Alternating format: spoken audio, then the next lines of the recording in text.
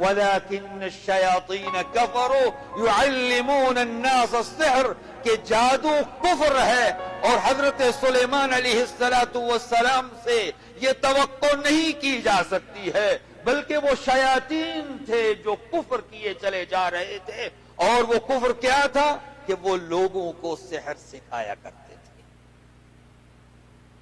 تو یہ دو جگہ یہاں کفر کی وضاحت کر کے اللہ رب العزت سحر کو کفر سے منسوب کر رہا ہے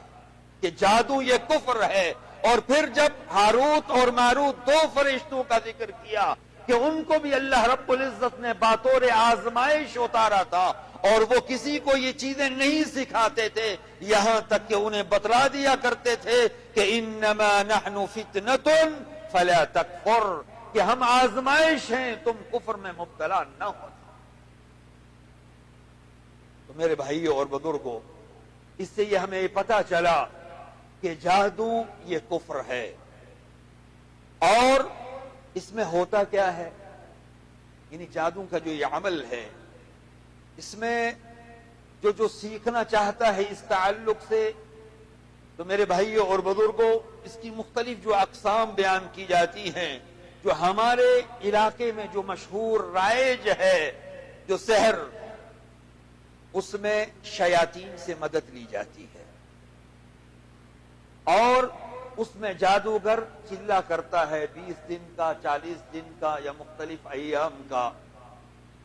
اور وہ علیحدگی انسانیت سے، لوگوں سے علیحدگی اختیار کر کے جنگل میں یا کسی بیاباں میں جا کر بیٹھ کر، یا قبر نما جو ہے گڑھا کھود کر اس میں وہ بیٹھتا ہے، اور جادوئی جو علم کی جو تعلیمات ہیں ان کا وہ ورد، وہ منتر پڑھنا شروع کرتا ہے، جس سے شیاطین اس کے قریب آتے ہیں، اور شیاطین اس سے مختلف مطالبات کرتے ہیں، جن مطالبات کو پورا کرنے پر وہ شیاطین اس کو اپنا گرویدہ بنا لیتے ہیں اور اس کو اپنے تابع بنا لیتے ہیں، اور جو ان کے مطالبات ہیں ان کی وضاحت کرنا بڑا ضروری ہے، کیونکہ ہم مسلمان، ہماری جو مسلم سوسائٹی ہے، ہم ایسے لوگوں کو جو جادوئی طریقے سے لوگوں کا علاج کرتے ہیں یا جادو کرتے ہیں، انہیں بھی بڑی عزت کی نگاہوں سے، بڑا پہنچا ہوا، بڑا بزرگ، اور بہت ساری القاب سے ہم ملقب کرتے ہیں، جبکہ میرے بھائیوں اور بزرگوں، یہ راستہ انسان کو اگر وہ مسلمان ہوتا بھی ہے تو وہ کفر تک پہنچاتا ہے، اور پھر وہ کفریہ دلدل میں پھنستے پھنستے اس حد تک چلا جاتا ہے کہ پھر وہاں سے اس کی واپسی ممکن نہیں ہے۔ ان کے جو مطالبات ہوتے ہیں، سب سے پہلے کہ وہ قرآن کریم کی توہین کریں، قرآن کریم کی آیات کو الٹا لکھنے پر وہ مجبور کرتے ہیں،